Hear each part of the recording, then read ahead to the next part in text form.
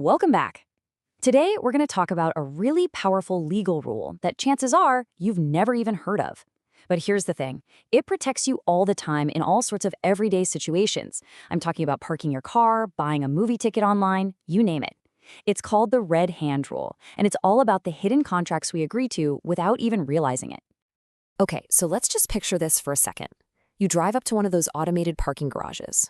You tap your card, a machine spits out a ticket, the barrier goes up. Simple, right?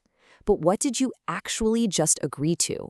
Are you now on the hook for every single word of that tiny, impossible-to-read print on the back of the ticket? Well, to answer that, we actually have to jump in a time machine.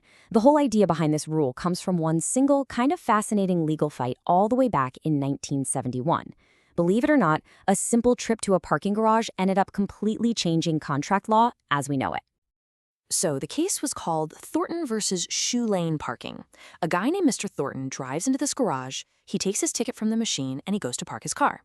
Now, inside the garage, there were some signs with contract terms, and the ticket itself pointed to even more terms and conditions. Well, unfortunately, there was an accident, and Mr. Thornton got hurt. The garage tried to get out of it by pointing to a clause buried in the fine print that basically said they weren't responsible for any personal injuries at all.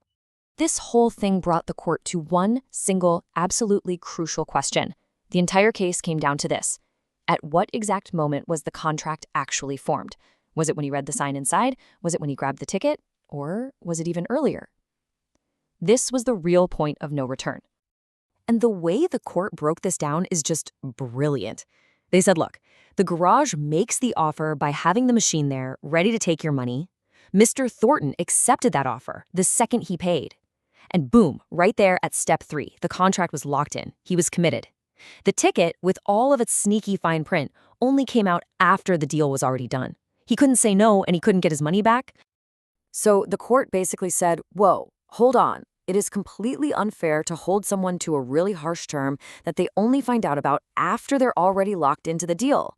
To fix this, one of the judges, a guy named Lord Dunning, came up with a solution that was just so simple and memorable. He called it the red hand rule.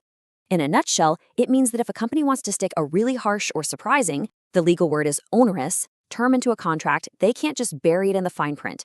They have to do something extra to give you, the customer, super clear, super obvious notice about it before you make the deal. And Lord Denning's own words just nail it. He said that the notice had to be so obvious that it would be like someone pointing to the clause with a big red hand, forcing you to pay attention. And the more unfair or surprising the clause is, the bigger and redder that pointing hand needs to be. So what's the difference between a normal term and one of these onerous ones? Well, a reasonable clause is something you'd probably expect, right? Like, vehicles parked at owner's risk. Yeah, that makes sense. But an onerous clause is a total shock to the system, like, we have no liability for personal injury no matter how it's caused. I mean, that's a massive, unexpected change to your rights, and the court says that's the kind of thing that needs a red hand pointing right at it. Okay, so that was a parking garage back in the 70s. Cool story, but why does any of this still matter to you today? Well, because in our modern digital world, we are making these kinds of automated contracts all day, every day, usually without even a second thought. I mean, seriously, this rule is more important now than it's ever been. Every single time you buy a plane ticket or a concert ticket online, every time you click through an automated checkout, even when you buy a snack from a vending machine, you're in the exact same spot Mr. Thornton was. And just think about all those click-to-agree contracts for apps and software.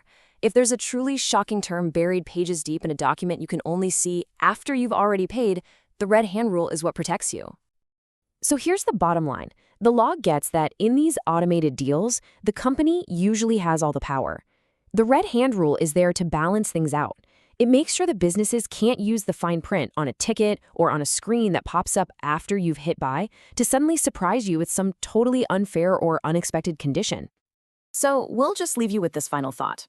The next time you're about to click agree or you take that ticket from a machine, just pause for a second.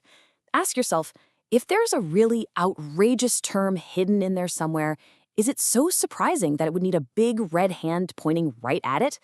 Honestly, just knowing to ask that question makes you a much, much smarter consumer.